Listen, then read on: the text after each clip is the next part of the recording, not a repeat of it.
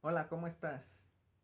Quizá en estos momentos te estés preguntando, Señor, ¿por qué me pasan estas cosas?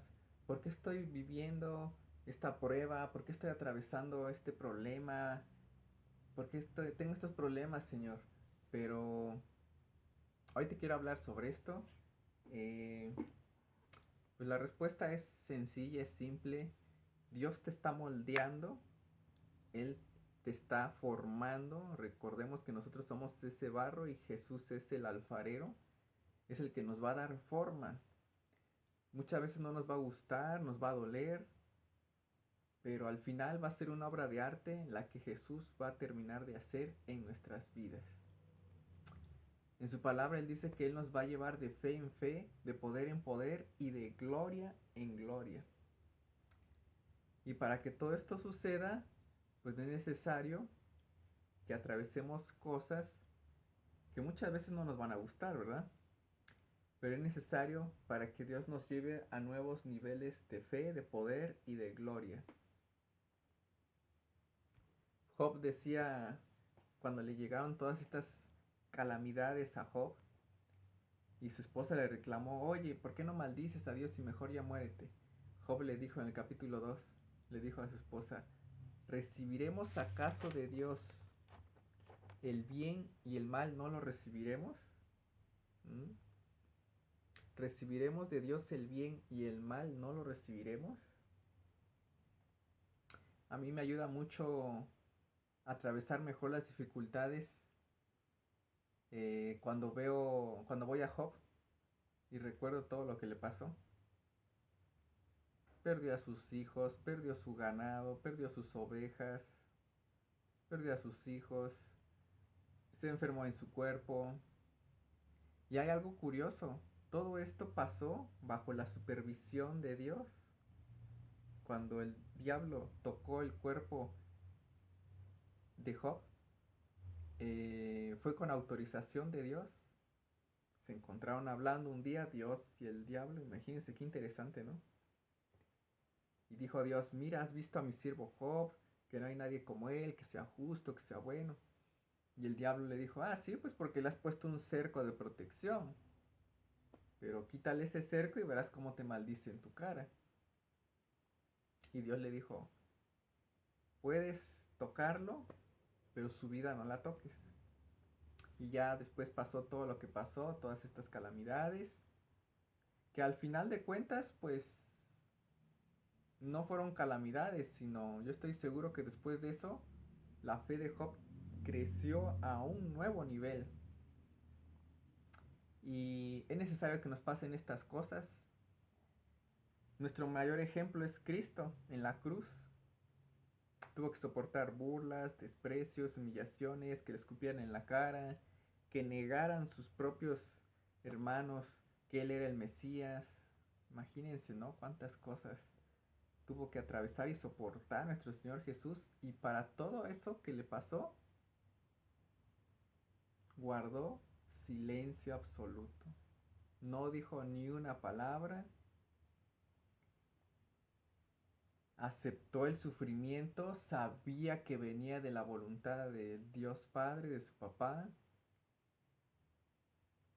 Él veía más allá de su circunstancia, él sabía que iba a venir algo más grande, sabía que tú y yo íbamos a estar a sus pies, que gracias a ese sacrificio podíamos entrar en la presencia divina tal y como podemos hacer hoy en día cualquier cristiano en cualquier parte del mundo, a cualquier hora del día, puede tener acceso a la presencia santa, a la presencia divina del Dios Todopoderoso.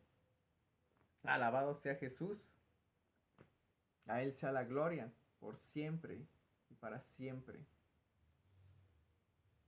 Recordemos entonces, nuestro ejemplo es Jesús, nuestro ejemplo es su palabra, la Biblia. Nuestro ejemplo no es el hermano, por muy bonito que predique, o por muy bonito que cante, por muy bonito que alabe. Nuestro ejemplo no es el pastor, tu ejemplo no es tu líder.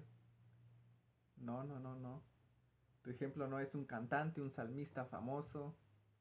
Tu ejemplo es Jesús Tu ejemplo y el mío, como creyentes, como cristianos, es Jesús, su palabra. Él es nuestro ejemplo. No debemos... Muchas veces me he encontrado que mucha gente se decepciona de alguien porque no tiene los ojos puestos en Jesús. Pero bueno, ese es otro tema.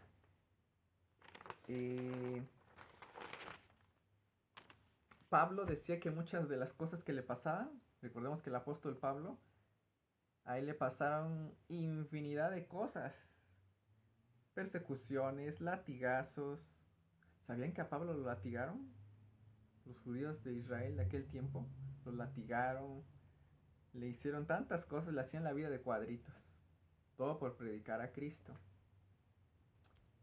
Y él decía que muchas de esas cosas que le pasaban no tenían nada que ver con él, sino que Dios usaba esas cosas para que Pablo creciera en su fe, para que Pablo madurara en su fe y pudiera ser más eficaz a la hora de transmitir el Evangelio. Y yo creo que, no creo, estoy seguro, que Dios usa todas las cosas que nos pasan a ti y a mí, como creyentes, para dar un mejor testimonio, para que seamos un instrumento mejor en las manos de Dios. Tú no sabes esa prueba que estás pasando ahorita, qué bendición te va a traer y qué bendición va a traer a los demás cuando pases esa prueba y les platiques todo lo que atravesaste o lo que estás atravesando.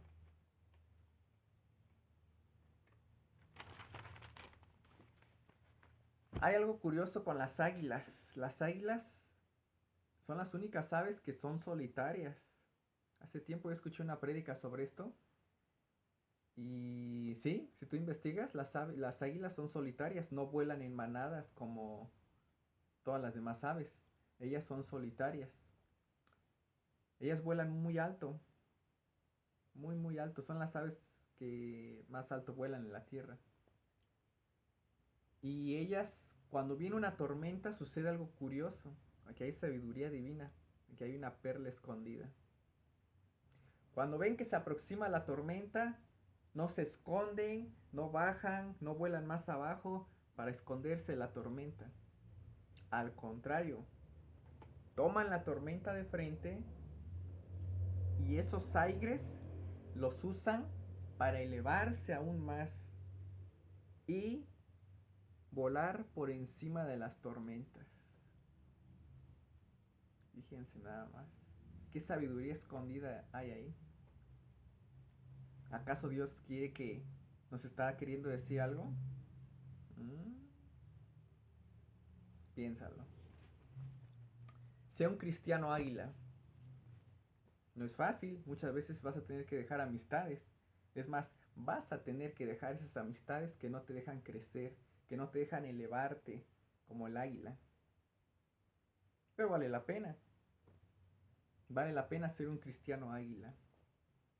Vale la pena porque ya no te vas a conformar solamente a un postrecito bíblico, sino tú vas a ir a querer a la carne en la palabra. Un cristiano maduro después de 5 años ya no se conforma con cualquier prédica. Él quiere ir más allá, quiere tener más revelación, quiere tener más conocimiento, quiere escuchar prédicas con revelación. Hoy en día hay mucha información, pero poca revelación.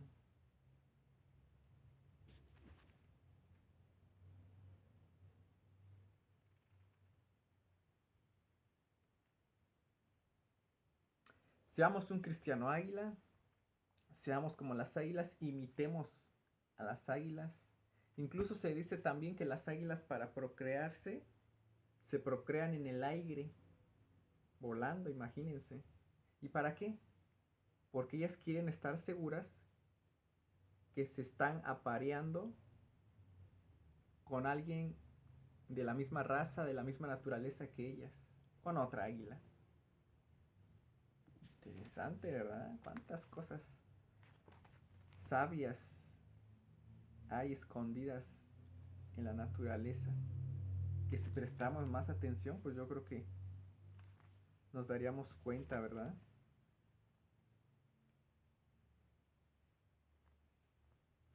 Ya dijimos que la fe es un músculo, debe ejercitarse, si no, ¿cómo va a crecer? Todo músculo para que crezca debe ejercitarse. Muchas veces oramos algo y nos viene todo lo contrario. Yo recuerdo el testimonio de una persona que decía, yo he orado por tener más amor, quiero tener más amor a mi prójimo, tener más amor a mi esposo, más amor a mis hijos. Bueno, yo quiero andar en amor, quiero el fruto del amor, Señor. Le pidió a Dios. Y a los pocos días le vinieron muchos problemas con su esposo, muchos discutían seguido. Y ella le preguntaba a Dios, Señor, yo te dije que quería andar más en amor, ¿por qué me mandas todos estos problemas con mi marido? Pero lo que ella no sabía es que Dios estaba permitiendo todos estos problemas para que ella desarrollara el fruto del amor. Es necesario, como dije al principio, pasar por procesos, pasar por pruebas. Mucha gente no quiere ser transformada, quiere que la lleven de aquí para allá sin pasar el proceso, sin pagar un precio. Y eso es imposible. Se necesita pasar un proceso para poder recibir las mejores cosas que Dios nos tiene.